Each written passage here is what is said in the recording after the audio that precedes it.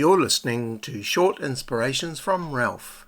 10 things your child should catch you doing. Part 6. This is the last episode in this series, and item number 10 is that your child or children should catch you being parents who are grateful. Parent or parents who view the world with gratitude.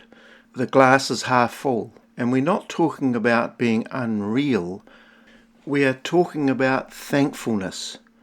And this comes out in many ways, particularly through prayer.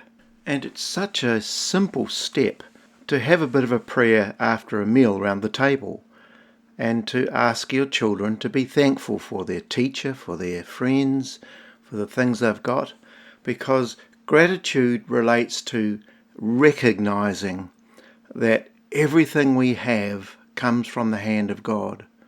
The clothes we wear, the food we eat, the houses we're in, the cars we drive, all comes from the hand of God.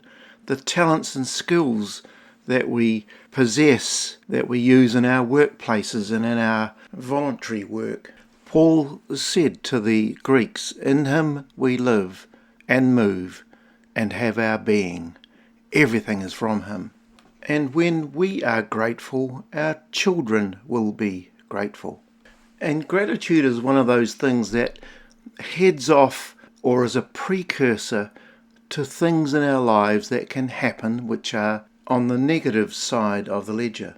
It's like an antidote to the dark days of our lives that can invariably happen. We are grateful for many things. And I would suggest that we be grateful for the hand of God in our families and in our lives. The centrality of Jesus Christ in our homes. Be thankful for the authorities that are over the family, the teachers, the government and councils and police force. Be thankful for them. Be thankful for the church leaders and the church you go to. And I would suggest right here that you never stop going to church. When you've got young children, don't falter in this area. The Bible says to not give up the habit of gathering together. In our home, we had this policy that our children just went to church. That was it.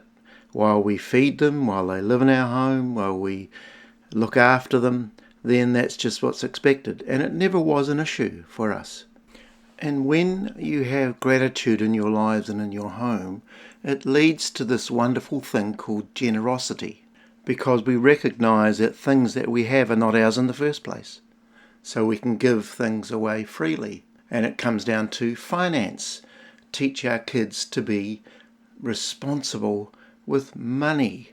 If they have pocket money or earn money from a small job somewhere, then it's good to teach them principles of finance, principles of giving some of it away. It's great. Parents, don't be afraid to say no to children when they come with their requests for material things and for money. They need to know the value of it.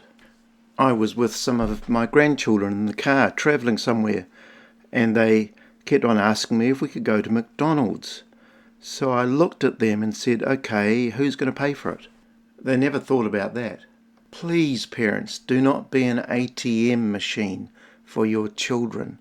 It's not really good for them. And so, in summary, our children should catch us openly showing affection to one another. They should catch us loving the unlovely. They should hear us talking about others positively and with genuine praise. They should catch us laughing and smiling and drenching our home with good humour. They should see that we are guardians of their lives, and that has to do with screens and things they watch and aren't allowed to watch on the internet. Our children should catch us having strong views and values on things that really matter. They should catch us teaching them wrong from right. They should notice that you are great forgivers. You grant forgiveness and you seek forgiveness. They should sense that you are available for them often. Wasting time is good for relationships. And finally, there is this thing called gratitude. And I just want to say in all these things that none of us are perfect. We muck up. We do things wrong. We can have regrets about things that we should have done differently. But I just want to say this. In the middle of everything that we're doing as parents, the greatest thing you can ever do is pray for them. Pray for your children. God bless you.